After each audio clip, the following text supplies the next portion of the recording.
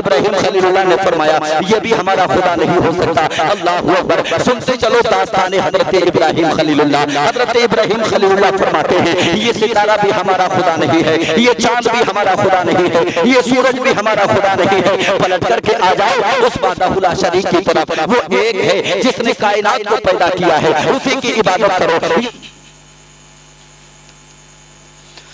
دنیا کا super power بادشاہ نمرود گزرا ہے، پوری دنیا پہ حکومت تھی، لیکن اللہ نے حضرت ابراہیم خلیل اللہ کو پیدا فرمایا۔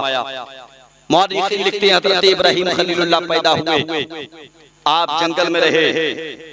بعض مورخین لکھتے ہیں کہ 8 سے 10 سال کی عمر تک آپ جنگل میں رہے۔ بعض مورخین نے لکھا کہ حضرت ابراہیم خلیل اللہ 13 سال کی عمر تک جنگل میں رہے، اور بعض مورخین لکھتے ہیں کہ حضرت ابراہیم خلیل اللہ جب تک کہ جوان ہوئے جنگل میں رہتے رہے۔ آپ کی والدہ جنگل میں ملنے کے لیے آپ سے جایا کرتی تھی، آپ کی والدہ جنگل میں ملاقات کے لیے آپ سے جایا کرتی تھی۔ حضرت ابراہیم خلیل اللہ نے آپ سے ایک مرتبہ کہا، یعنی اپنی والدہ سے کہا ماں مجھے اپنے گھر لے کر کے چلو۔ حضرت ابراہیم خلیل اللہ کی والدہ کہتی ہے بیٹا اگر میں لے کر کے جاؤں گی نمرود کو پتہ چلے گا، وہ تمہیں قتل کروا دے گا۔ حضرت ابراہیم خلیل اللہ جب وقت گزرنے کے بعد اپنے گھر میں آئے تو کیا دیکھا؟ حضرت ابراہیم خلیل اللہ کے والد گرامی کے بھائی جس کا نام آزر ہے، وہ بتوں کی پوجا کیا کرتا تھا، گھر میں بت کو رکھے ہوئے تھا۔ حضرت ابراہیم خلیل اللہ نے کہا آزر کیا کرتے ہو؟ یہ بتوں کی پوجا کرتے ہو، بتوں کی پوجا کرتے ہو، یہ تو تمہیں نفع بھی نہیں دے سکتے، یہ تو تمہیں نقصان بھی نہیں دے سکتے۔ اسی طرح سے پوری بستی میں جب یہ افواہ پھیل گئی، حضرت ابراہیم خلیل اللہ ہیں جو بتوں کی مخالفت کرتے ہیں،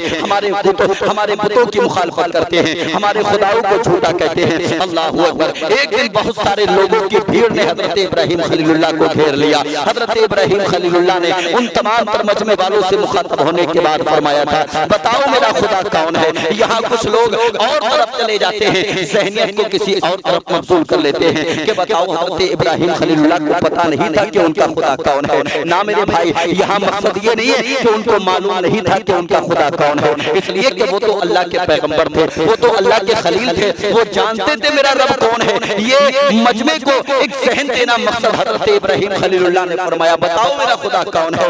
لوگوں نے آسمان کے ستارے کو دیکھا اور دیکھنے کے بعد کہا یہی ہمارا خدا ہے۔ اللہ اکبر، کچھ وقت گزرا، وہ ستارہ ڈوب گیا۔ حضرت ابراہیم خلیل اللہ نے فرمایا جو ڈوب گیا وہ ہمارا خدا نہیں ہو سکتا۔ لوگوں نے چاند کو کہا یہ ہمارا خدا ہے، وہ بھی ڈوب گیا۔ حضرت ابراہیم خلیل اللہ نے فرمایا یہ بھی ہمارا خدا نہیں ہو سکتا۔ لوگوں نے سورج کو کہا یہ ہمارا بڑا خدا ہے، وہ بھی غروب ہو گیا۔ حضرت ابراہیم خلیل اللہ نے فرمایا یہ بھی ہمارا خدا نہیں ہو سکتا۔ اللہ اکبر، سنتے چلو داستان حضرت ابراہیم خلیل اللہ۔ حضرت ابراہیم خلیل اللہ فرماتے ہیں یہ ستارہ بھی ہمارا خدا نہیں ہے، یہ چاند بھی ہمارا خدا نہیں ہے، یہ سورج بھی ہمارا خدا نہیں ہے۔ پلٹ کر کے آ جاؤ اس وحدہ لا شریک کی طرف، وہ ایک ہے جس نے کائنات کو پیدا کیا ہے، اسی کی عبادت کرو۔ یہ جھوٹے خداؤں کی عبادت کرنا چھوڑ دو، یہ اپنے بتوں کو پوجنا چھوڑ دو۔ حضرت ابراہیم خلیل اللہ کی جب اس بات کا پتہ نمرود کو چلا، حضرت ابراہیم خلیل اللہ نے نمرود کے سامنے جا کر کے چیلنج کیا، نمرود سے جا کر کے مقابلہ کیا۔ اور پیغمبر اسلام کے دیوانوں یہاں سنتے چلو، میرے نبی کا فرمان بھی سنتے چلو۔ مصطفیٰ جان رحمت فرماتے ہیں کہ ظالم بادشاہ کے سامنے جا کر کے حق بات کو بیان کر دینا یہ سب سے بڑا جہاد ہوا کرتا ہے۔ حضرت ابراہیم خلیل اللہ نے کون سا جہاد کیا ہے؟ دیکھیں بہت بڑا جہاد کیا، وقت کے سپر پاور کے سامنے جا کر کے حضرت ابراہیم خلیل اللہ فرماتے ہیں خدا ایک ہے، اس کا کوئی شریک نہیں ہے، اسی خدا کی عبادت کرو، یہ بتوں کو پوجنا چھوڑو، یہ اپنے جھوٹے خداؤں کی تعریف کرنا بند کر دو۔ اللہ اکبر، حضرت ابراہیم خلیل اللہ نے نمرود کے سامنے جا کر کے کہا میرا خدا وہ ہے جو موت بھی عطا کرتا ہے اور زندگی بھی عطا کرتا ہے۔ نمرود نے جب اتنا سنا کہ خدا وہ ہے جو زندگی دینے پہ قادر ہے، جو موت دینے پہ قادر ہے، نمرود کی عقل کا اندازہ لگائیں آپ۔ وہ کہنے لگا ابراہیم یہ کام تو ہم بھی کر سکتے ہیں۔ ایک شخص کو بلایا گیا جس کو کل پھانسی ہونی تھی، حضرت ابراہیم خلیل اللہ کی موجودگی میں نمرود نے اس کو رہا کر دیا۔ دوسرا برابر میں بیٹھا ہوا تھا، اس کے قتل کا حکم دے دیا، یعنی جس کو پھانسی کی سزا دینی تھی اس کو رہا کر دیا گیا، اور جس کا کوئی گناہ نہیں تھا، جس کا کوئی جرم نہیں تھا، اس کو नमरूद ने कत्ल करवाने के बाद कहा इब्राहिम देखो हमने इसको मौत दी है जबकि इसकी मौत नहीं थी, हमने इसको रिहा कर दिया है जबकि इसको फांसी का हुक्म हो चुका था। हज़रत इब्राहिम खलीलुल्लाह अगर चाहते तो उसकी इस दलील को झूठा साबित कर देते, इसलिए कि मौत और जिंदगी का मामला ये नहीं कि आप किसी को मार दो या आप किसी को छोड़ दो, जिंदगी और मौत का मामला ये है अल्लाह वो है जो रूह डालता है, अल्लाह वो है जो रूह निकालता है, यानी बंदे को जिंदगी भी देता है और बंदे से जिंदगी वापस भी लेता है। अल्लाह वो है जो जिंदगी देने पे कादिर है और मौत भी देने पे कादिर है। अल्लाहू अकबर। जब नमरूद ने ये काम किया हजरत इब्राहिम खलीलुल्लाह ने इस दलील को नजरअंदाज नहीं किया, हजरत इब्राहिम खलीलुल्लाह ने इस दलील का बाइकआउट नहीं किया। हजरत इब्राहिम खलीलुल्लाह फरमाते हैं ऐ वक्त के बादशाह सुन सुन, मेरा खुदा वो है जो मशरिक से सूरज निकालता है और मगरिब में गुरूब करता है। अगर तू वाकई खुदा है तो फिर मगरिब से सूरज को निकाल और मशरिक में गुरूब कर दे। इतना जब सुना फबुहितल्लज़ी कफर, तो फिर वो कोई जवाब ना दे सका, कोई दलील पेश ना कर सका। हजरत इब्राहिम खलीलुल्लाह की इस बात को सुनने के बाद वो जातियात पे हमला करने लगा। आपने देखा होगा जब आपकी बात से कोई मुतमईन नहीं होता है, जब आपकी बात सर चढ़ के बोलती है, जब आपका हक उजागर होता है तो फिर मुकाबिल में आपके आने वाला आपकी जातियात पे हमला करता है, फिर आपके नफ्स पे हमला करता है। नमरूद ने भी यही किया। जब उसने देखा कि हमारी दलील कोई काम नहीं आ रही है तो फिर नमरूद ने कहा आतिश कदा तैयार करो, आग जलाई जाए और इब्राहिम को आग के शोलों के हवाले कर दिया जाए। अल्लाहू अकबर। ये वही इब्राहिम खलीलुल्लाह है। जब सारे लोग मिलकर के मेले में गए थे हजरत इब्राहिम खलीलुल्लाह इनके बुत गदे में आए और आने के बाद बहुत सारे बुतों को जब देखा कुल्हाड़ी से किसी का हाथ काटा, किसी का पैर काटा, किसी का कान काटा,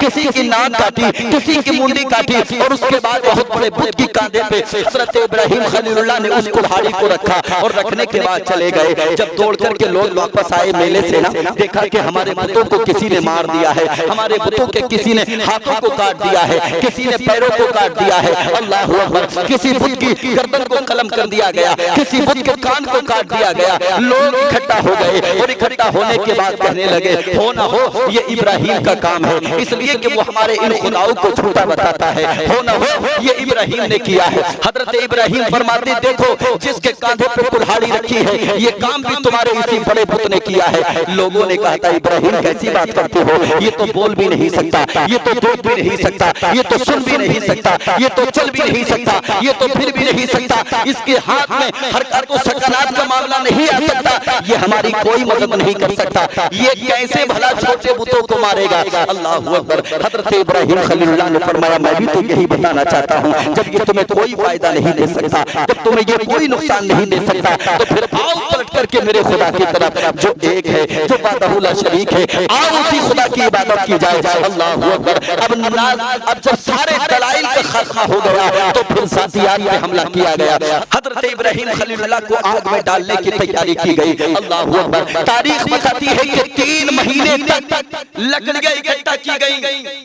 एक औरत जिसने मन्नत मांगी थी कि अगर मेरा ये काम हो जाए तो मैं इब्राहिम खलीलुल्लाह को जलाने के लिए उस जगह पे लकड़ियां डाल करके आऊंगी। अपने साथ में लकड़ियां लेकर के जा रही है। किसी अल्लाह वाले ने पूछा बूढ़ी माँ कहाँ जा रही हो, किधर जा रही हो? कहा मैंने मन्नत मानी थी इब्राहिम खलीलुल्लाह को जलाने के लिए लकड़ियां डालने के लिए जा रही हूँ। उस अल्लाह वाले ने जवाब दिया था तू जाने के बाद घूमती रहेगी फिरती रहेगी लेकिन तुझे वो मकाम ना मिलेगा जहाँ हज़रत इब्राहिम खलीलुल्लाह को जलाने के लिए लकड़ियां डाली जा रही हैं। अल्लाहू अकबर। उसकी जिंदगी खत्म हो गई, मर गई रास्ते में, लेकिन वो मकाम ना मिल पाया। 3 महीने तक लकड़ियां इकट्ठी होती रही और उसके बाद उसमें आग के शोले भड़काए गए। इस कदर आग के शोले भड़काए गए कि अगर उस आग के ऊपर से कोई परिंदा उड़ करके जाता तो वो जल करके खाक हो जाता, जमीन पर आकर के गिर जाता। अल्लाहू अकबर। अभी दहकती हुई आग में, आग के शोलों में कैसे इब्राहिम खलीलुल्लाह को डाला जाए ये नमरूद सोच ही रहा था कि शैतान ने आकर के मशवरा दिया ऐ नमरूद क्या सोच रहे हो, क्या कैसे डाला जाए इब्राहिम खलीलुल्लाह को? तो उस शैतान ने मशवरा दिया मिंजनीर तैयार की जाए और दूर से हजरत इब्राहिम खलीलुल्लाह को फेंका जाए। अल्लाहू अकबर। हजरत इब्राहिम खलीलुल्लाह के हाथ बांध दिए गए, हजरत इब्राहिम खलीलुल्लाह के पैर बांध दिए गए। सुनते चलोगे दास्तान अल्लाह वालों का कैसे इम्तिहान होता है, अल्लाह वालों को अल्लाह कैसे आजमाया करता है। आज जरा सी परेशानियां हमारे घर में क्या आ जाए, आज जरा सी परेशानियों में हम मुब्तला क्या ہو جائے. ہم تو کہتے ہیں کہ اللہ نے ساری پریشانیاں ہمارے مقدر میں رکھ دی ہیں. نہ میرے بھائی, کبھی پریشانیوں سے پریشان ہونے کی ضرورت نہیں ہے, دو چار ہونے کی ضرورت نہیں ہے. اللہ ایمان والوں کو آزماتا ہے اور آزمائے گا. یہ نہ سوچنا کہ اگر تم کو ایمان کی دولت ملی ہے تو تمہیں آزمایا نہیں جائے گا. کبھی اولاد کے ذریعے, کبھی مال کے ذریعے, کبھی دولت کے ذریعے, کبھی کسی اور چیز کے ذریعے اللہ تم کو آزماتا رہے گا. اللہ تم کو ضرور آزمائے گا. حضرت ابراہیم خلیل اللہ کو آزمایا جا رہا ہے. آپ کے ہاتھوں کو باندھنے کے بعد, آپ کے پیروں کو باندھنے کے بعد منجنیق میں جب آپ کو ڈال دیا گیا, اللہ اکبر, اللہ کی بارگاہ میں جب ملائکہ نے عرض کیا کہ پروردگار عالم تیرا ایک ہی تو بندہ ہے جو روح زمین پر تیرا نام لینے والا ہے, جو تیرے نام پہ لڑ جانے والا ہے. آج اس کو بھی آگ کے سپرد کیا جا رہا ہے, آج اس کو بھی آگ کے اندر ڈالا جا رہا ہے. اللہ نے فرمایا ملائکہ سے, فرشتوں سنو سنو, اگر تم چاہو تو جاؤ میرے خلیل کی مدد کر دو. اگر وہ تمہاری مدد لے لے تو جاؤ, تمہیں اجازت ہے, جا کر کے میرے خلیل کی مدد کرو. حضرت ابراہیم خلیل اللہ کی بارگاہ میں پانی کا فرشتہ آیا اور آنے کے بعد کہنے لگا, اے اللہ کے خلیل, اگر تم اجازت دو تو میں اس قدر برسات برساؤں گا کہ یہ آگ کے شعلے بالکل ٹھنڈے ہو جائیں گے. اللہ اکبر. حضرت ابراہیم خلیل اللہ فرماتے, نانا مجھے تیری مدد کی ضرورت نہیں ہے. پھر ایک اور ہوا کا فرشتہ آیا, آنے کے بعد کہنے لگا, اے اللہ کے خلیل, اگر تمہاری اجازت ہو تو ایسی تیز آندھی لے کر کے آؤں گا, ایسی تیز ہوا چلاؤں گا کہ یہ ساری آگ برہم برہم کر کے ڈال دوں گا, لیکن تم اجازت عطا فرماؤ, اگر تمہاری مرضی شامل ہو, اگر تمہاری اجازت ہو. حضرت ابراہیم خلیل اللہ نے فرمایا, نانا مجھے تیری بھی ضرورت نہیں ہے. پھر آخر میں سید الملائکہ حضرت جبریل امین آئے اور آنے کے بعد کہنے لگے, اے اللہ کے خلیل, کیا میری ضرورت ہے؟ حضرت ابراہیم خلیل اللہ نے فرمایا, نانا مجھے تمہاری مدد کی بھی ضرورت نہیں ہے. حضرت جبریل امین عرض کرتے ہیں, اے اللہ کے خلیل, پھر ایسا کرو, اللہ کی بارگاہ میں کوئی پیغام آپ کا لے کر کے میں چلا جاؤں, اللہ کی بارگاہ تک کوئی آپ کا پیغام پہنچا دو. حضرت ابراہیم خلیل اللہ فرماتے, جبریل ایک بات بتاؤ, منجنیق بنانے کے بعد انہوں نے میرے ہاتھوں کو باندھا, کیا اللہ نہیں جانتا؟ انہوں نے میرے پیروں کو باندھا, کیا اللہ نہیں جانتا؟ یہ مجھے آگ کے شعلوں کی طرف پھینکیں گے, کیا اللہ کو معلوم نہیں ہے؟ اللہ سب جانتا ہے, اور جب وہ جانتا ہے وہ اسی میں راضی ہے تو اس کا خلیل بھی اسی میں راضی ہے. اللہ اکبر. حضرت ابراہیم خلیل اللہ کو منجنیق کے ذریعے آگ کے شعلوں کی طرف پھینکا گیا. تاریخ بتاتی ہے حضرت ابراہیم خلیل اللہ کو ادھر پھینکا گیا. اللہ نے فرمایا, یا نار کونی بردن و سلام علی ابراہیم, اے آگ سلامتی والی ہو جا, ٹھنڈی والی ہو جا. اللہ اکبر. حضرت ابراہیم خلیل اللہ آگ کے شعلوں کی طرف پھینکے گئے. تاریخ بتاتی ہے فرشتوں نے آگ کو زمین پہ اتارا, اور آگ کے وہ شعلے جو آسمان کی بلندیوں سے باتیں کر رہے تھے اب وہاں گلزار بن گیا, اب وہاں پھول کھل اٹھے. حضرت ابراہیم خلیل اللہ نے اپنی پیشانی کو بارگاہ خدا میں جھکانے کے بعد اللہ کا شکر ادا کیا.